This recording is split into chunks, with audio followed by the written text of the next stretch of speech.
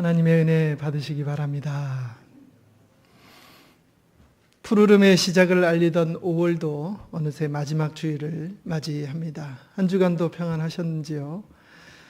우리 오늘은 삼위일체 주일로 지내게 됩니다. 특별히 오늘 우리가 나눴던 이 본문은 삼위 중에서 성부 하나님의 거룩하심을 강하게 드러내는 본문입니다. 그래서 오늘 성부 하나님의 속성 중에 거룩에 대해서 함께 나누어 보려고 합니다. 거룩이라고 하는 속성은 우리 인간에게서는 도저히 찾아볼 수가 없는 하나님 고유의 속성입니다.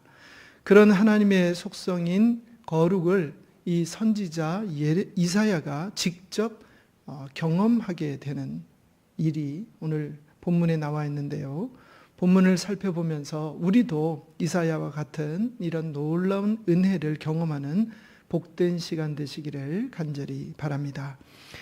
구약의 선지자들은 범상치 않은 경험을 통하여서 선지자로 부름을 받는 장면으로 많이 기억되어지고 있죠.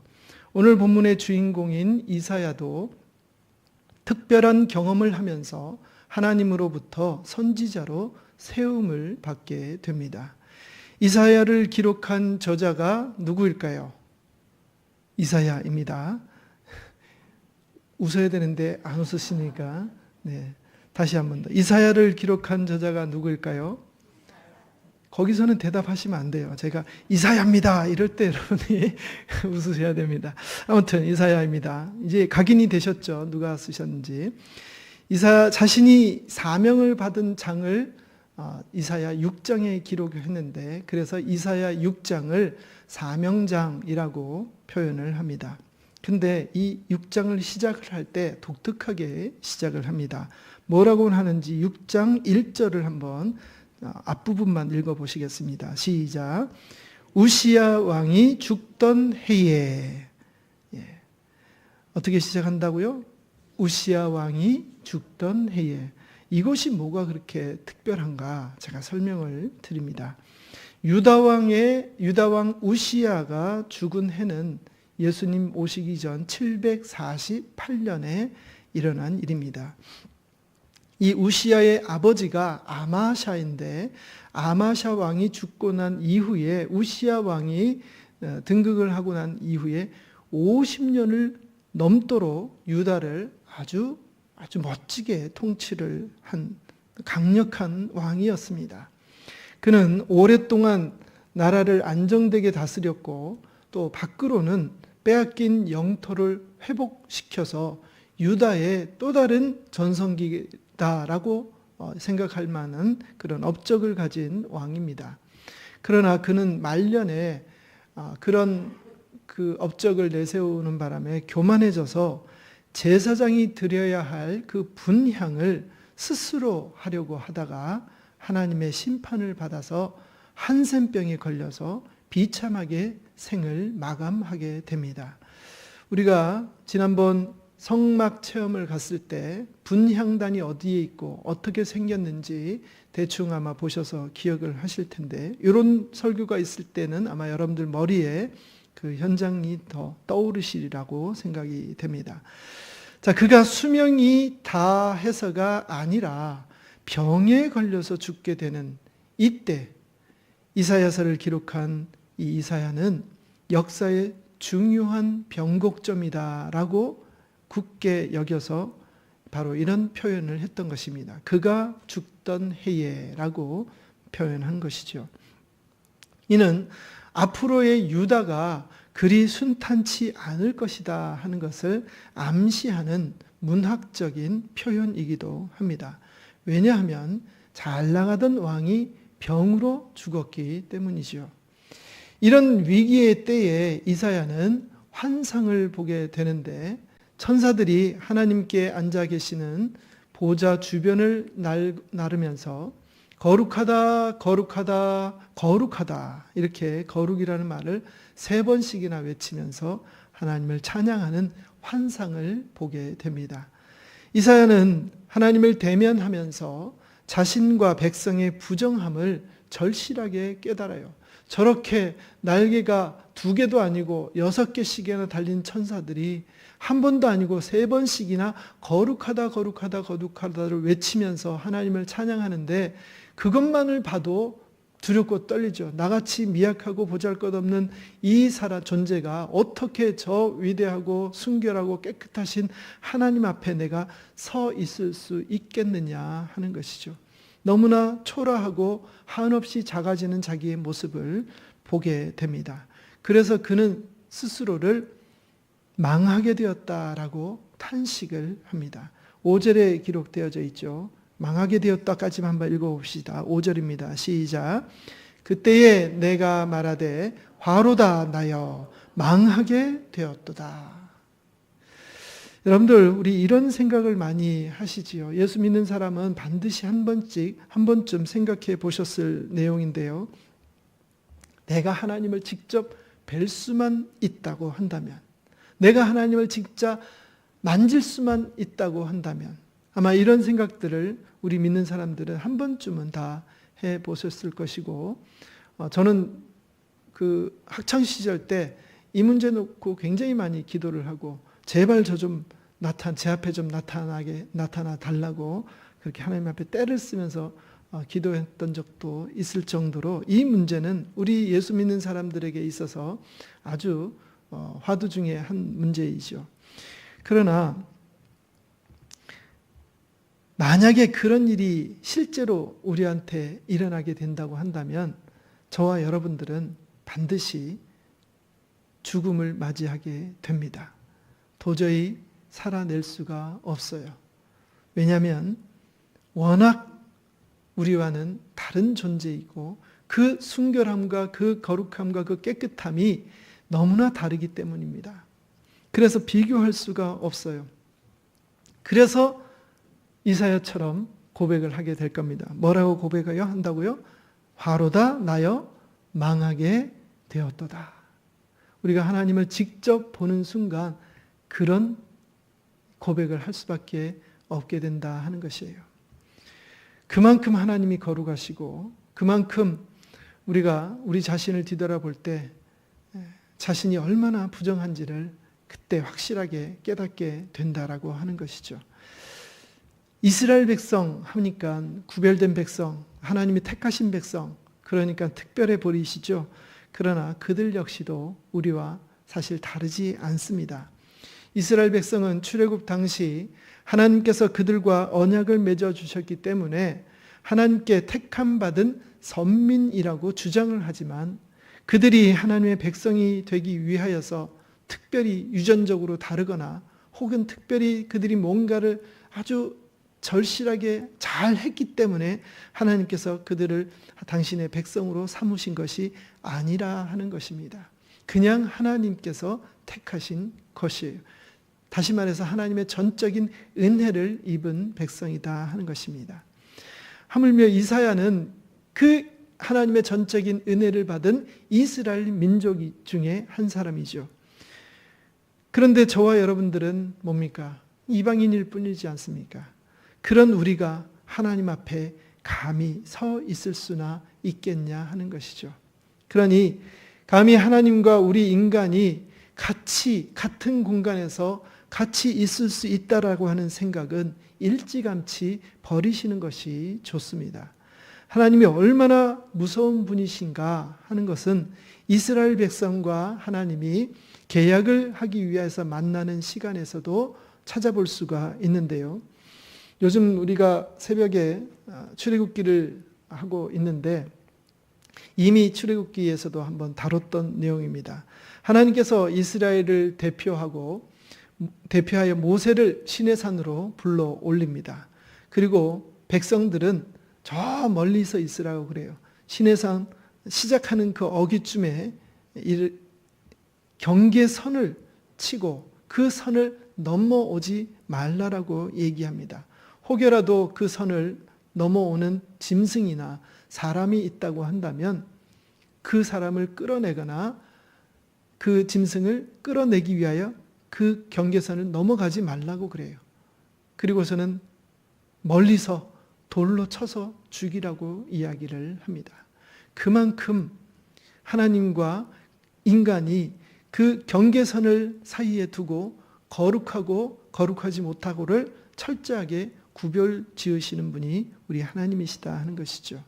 또 백성들이 하나님과 계약을 맺기 위하여서 산 아래에 모여 있을 때에 하나님께서 한 말씀 한 말씀 하실 때마다 하늘에서는 천둥과 번개, 우레, 폭풍, 바람, 온갖 무서운 자연 현상들이 일어나게 되었습니다. 그러니까 백성들이 제발 우리에게 직접 말씀하지 마시고 저 모세를 통하여서 말씀해 주세요. 우리는 지금 그 하나님께서 한 말씀 하실 때마다 무섭고 두렵고 간담이 녹아내릴 것 같아서 도저히 여기서 들을 수가 없습니다. 라고 얘기할 정도로 하나님을 두렵게 여겼다 하는 것입니다. 그만큼 차원이 다른 존재가 바로 하나님과 우리 인간들의 모습이라는 것이죠. 그러니 이사야도 어떻게 한다고요? 아이고 이제 나는 죽었구나 라고 생각을 했다는 것이에요. 순식간에 자신과 백성들의 죄가 주마등같이 지나가고 그 지나가는 모든 죄 때문에 내가 저 거룩하신 하나님 앞에서 도저히 있을 수 없다. 나는 이제 죽었구나 라고 생각이 든다는 것이죠. 그런데 하나님께서는 이런 질적인 차이 또 존재적인 차이를 제단에 있던 숯불로 이사야의 입에 대주심으로 완벽하게 해결해 주셨습니다. 제단 위에 번제물을 태워서 죄 용서를 받던 제사 형식을 취하셔서 이사야의 죄를 깨끗게 해 주신 것이죠. 우리가 성막 체험 갔을 때도 그 제단을 보셨죠. 거기서 번제를 통할 때는 다 불에 태워서 연기를 하나님 앞에 올려 드리는 제사를 드렸지 않습니까? 그때 사용했던 불, 그 중에서 가장 깊이 있던 그 숯불을 꺼내서 이사야의 입에 댔던 것입니다. 그렇게 함으로 이사야의 죄를 깨끗하게 해 주신 것이죠. 그래서 이사야가 죽음에서 면할 수가 있게 된 것입니다. 이와 같은 일은 하나님의 의지를 나타내는 일입니다. 무슨 의지냐?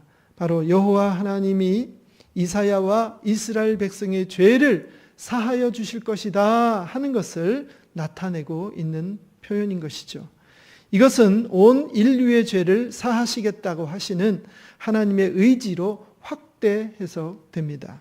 즉 예수 그리스도를 제단 위에 제물로 되게 하심으로 온 인류를 구원하시려는 계획을 바로 이 이사야의 입에 대는 그 숯불로 예고하신 것이라는 말입니다. 언젠가 제가 설교 중에 거룩에 대해서 이야기한 적이 있습니다. 그때도 거룩은 구별됨이라고 말씀드린 바가 있었고요. 엊그제 우리 목요 온라인 가정 예배 때에도 특별히 거룩에 대한 것에 대해서 제가 강조를 했습니다.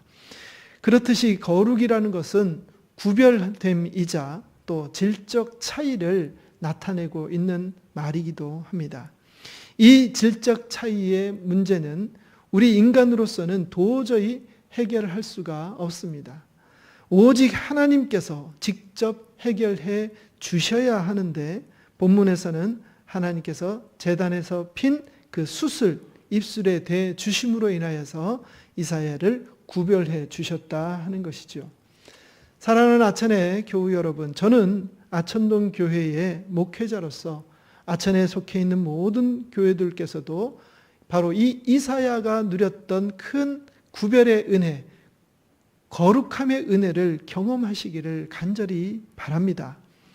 교회에 출석하고 예수 그리스도를 믿는 것이 그저 복잡한 마음을 편하게 하기 위해서 혹은 심신의 안정을 찾기 위해서 혹은 도덕적인 교훈을 듣기 위해서 믿음 생활을 하시는 것이라고 한다면 여러분들 번지수를 잘못 찾으신 것입니다. 물론 신앙생활 하시면서 예수 그리스도를 만나게 되면 그와 같은 일들은 저절로 일어나게 되는 것입니다. 그러나 단순히 그런 목적만으로 믿음 생활을 하신다 한다면 우리는 다시 한 번 더 우리의 믿음을 점검해 보아야 한다는 것이죠. 요즘은 TV만 틀면 또 뭐 유튜브만 틀면 이런 힐링 프로그램이나 교양 프로그램들이 넘쳐납니다. 굳이 교회까지 오지 않아도 얼마든지 그러한 마음의 힐링을 얻을 수 있는 것들은 많다는 것이죠. 그렇지만 세상이 줄 수 없는 것, 세상이 우리에게 우리의 영적인 이 갈급함을 채워줄 수 없는 것, 그것은 어디에 있느냐? 바로 예수님 안에 있다는 것입니다. 우리가 드리는 예배 속에 그것이 있다는 것이에요. 그것이 바로 죄의 사함이고 또 구별됨이고 거룩함이다 하는 것입니다. 예배를 드림으로, 온전한 예배를 드림으로 인하여서 우리의 죄가 사해지는 것이고, 그를 통하여서 바로 우리 입술에 숯불이 대해지는 것과 같은 역할을 한다는 것이죠. 그렇습니다. 우리의 거룩함은 하나님의 거룩함과는 비교할 수가 없어요. 그렇지만 하나님께서 쳐주시는 겁니다. 인정해 주시는 것이에요. 주님 오시는 그날까지 우리는 여전히 이 죄악에 물들어 있는 땅에 발을 디디며 살아가야 합니다. 싫더라도 흙을 묻히고 더러움을 묻히고 살아가야 할 수밖에 없습니다. 그렇기 때문에 우리에게 절실히 필요한 것이 바로 이 거룩이라고 하는 것이에요. 우리가 살아가면서 죄 짓지 않고 살아가는 사람이 누가 있습니까? 여기 앞에 서 있는 저 역시도 여러분들 앞에 서 있기 부끄럽지만 하나님께서 그렇게 쳐주셔서 제가 얼굴에 철판 깔고 이렇게 서 있는 것입니다. 여러분들 이 은혜를 다 같이 누릴 수 있기를 간절히 바랍니다.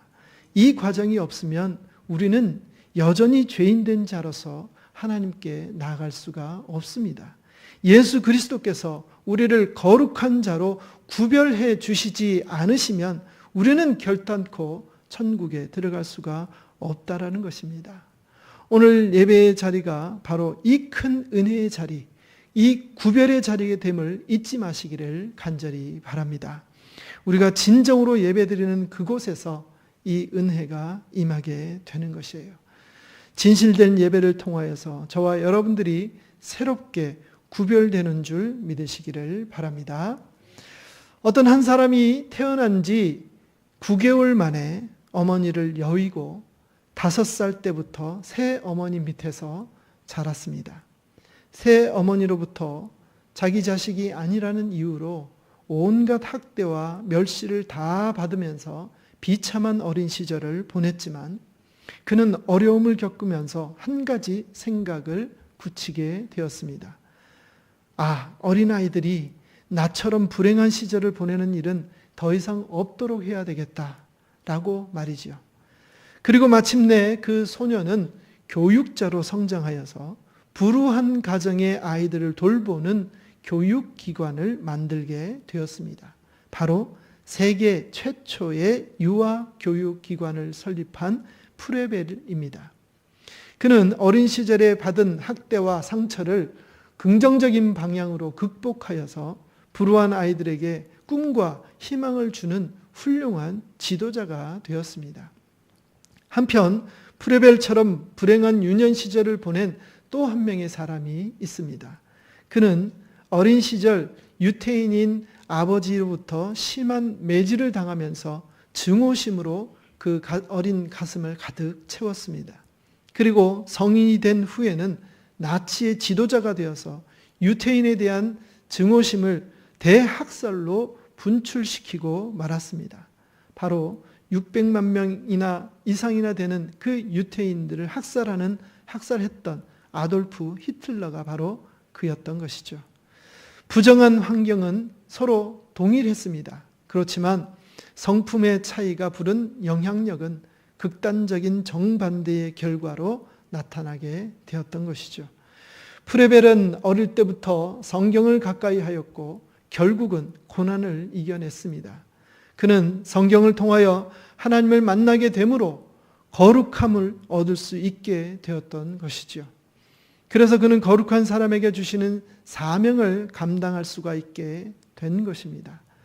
이와 같이 거룩함은 사람을 변화시키는 능력이 있습니다. 놀라운 정화의 순간을 경험한 이사야는 곧이어 사명을 받게 됩니다. 정결 의식을 통해 깨끗하게 된 이사야는 하나님의 음성을 듣게 되지요. 8절입니다. 다 같이 한번 읽어보실까요? 시작.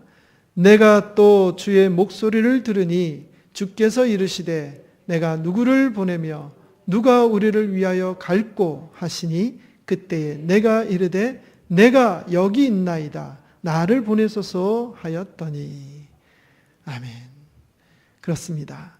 정결케 된 사람이기에 하나님의 일을 하겠노라는 마음이 생기고 용기도 생기고 힘도 생기고 그 일을 할 수 있는 능력도 생기게 된 것입니다.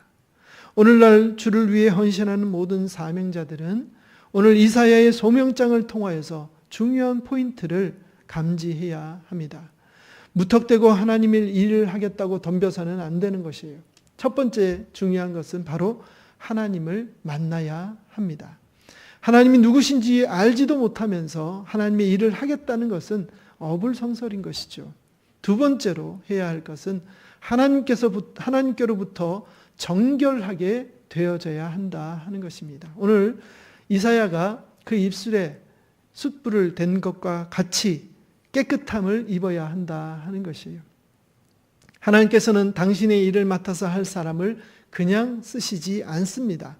깨끗하게 만드시고 난 후에 쓰신다는 것입니다. 정결케 하십니다. 내가 정결하게 노력하는 것이 아니라, 정결해지려고 노력하는 것이 아니라 하나님께서 그렇게 만드신다는 것이에요. 하나님께서 회개케 하시는 진정한 회개가 없이는 하나님의 일을 할 수가 없습니다. 해서도 안 됩니다.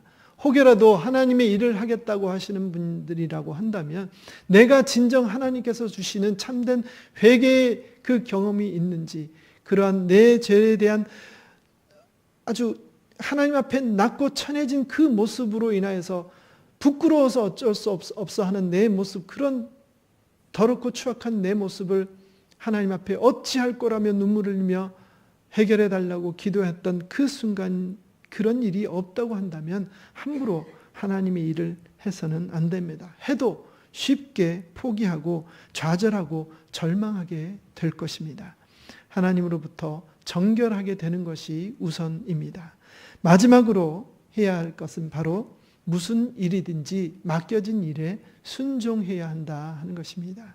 주의 일을 하는 것은 겉모습은 화려해 보일지 모르겠지만 참으로 힘들고 어려운 일입니다. 그래서 막상 주의 일을 하려고 하면 내가 포기해야 하고 절제해야 하는 것들이 너무나 많습니다.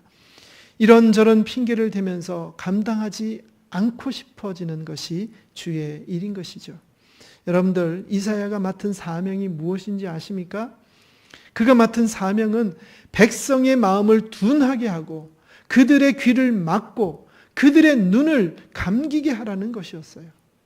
아니, 백성이 하나님의 말씀을 잘 알아듣고 진리가 무엇인지 올바로 볼 수 있도록 잘 안내해야 하는 것이 선지자가 해야 할 일이 아닌가요? 그런데 왜 도대체 하나님께서는 이사야에게 이런 얼토당토 않는 사명을 내리신 것일까요? 그것은 안타깝지만 지금까지 수많은 시간 동안 이스라엘 백성에게 명령하셨고 회유하셨지만 끝끝내 하나님의 말씀을 거부한 것에 대한 하나님의 심판이었기 때문입니다. 어느 선지자가 여러분은, 이 교회는, 이 나라는, 여러분들의 가정은, 여러분들의 직장과 삶의 자리는 하나님으로부터 심판받습니다, 이런 얘기를 누가 하고 싶겠습니까? 어떤 선지자가 그 얘기를 하고 싶겠냐 하는 것이에요. 그러나 이사야는 그 명령을 받았고 그 명령을 수행할 수밖에 없었던 것입니다. 이사야뿐만 아닙니다. 예레미야도 그리하였습니다. 예레미야도 자기 나라가 망한다는 예언을 해야 했었어요. 이스라엘은 절대로 망하지 않는다며 거짓 예언자들이 일삼던 그런 선지자들도 많이 있었습니다. 그들은 사람들에게 인기가 많은 선지자였죠. 자기 나라를 잘 된다고, 망하지 않는다고, 융성하게 성장한다고, 축복받는다고 이렇게 얘기하는 그런 선지자를 좋아하지 않을 백성들이 어디 있습니까? 모두 다 칭찬하고 존경하고 사랑합니다. 그에 비해서 하나님의 말씀, 바른 말씀을 전했던 예레미야와 이사야는 인정받지 못했고 심지어는 매를 맞거나 우물에 갇히거나 살해의 위협까지도 받으면서 그 일들을 감당해야 했다 하는 것이죠. 사랑하는 아천의 교우 여러분, 하나님의 거룩하심, 구별하심, 선택하심이 온 땅에 충만하기 위하여 하나님께서는 오늘도 저와 여러분들을 부르고 계심을 기억하시기 바랍니다. 힘들고 어렵지만 아멘으로 화답하며 순종하는 순종자를 찾고 계십니다. 여러분, 그렇다고 하던 일 다 정리하고 오늘부터 하나님의 종이 되라는 말씀이 아닙니다. 지금 내가 하고 있는 일들을 통하여서 여호와의 영광을 충분히 드러내실 수가 있습니다. 어떻게 하면 하나님을 높일 수 있을까? 어떻게 하면 구별된 삶을 살 수 있을까? 어떻게 하면 그리스도인의 향기를 뿜어내며 살 수 있을까?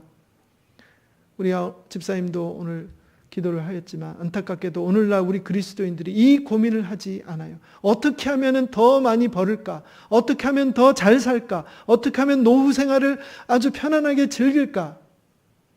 이런 것에 오히려 더 관심 있어 하고 그런 것들이 잘 준비되어 있으면 하나님께 축복받았다고 얘기하고 있어요. 참으로 안타까운 일이 아닐 수가 없습니다.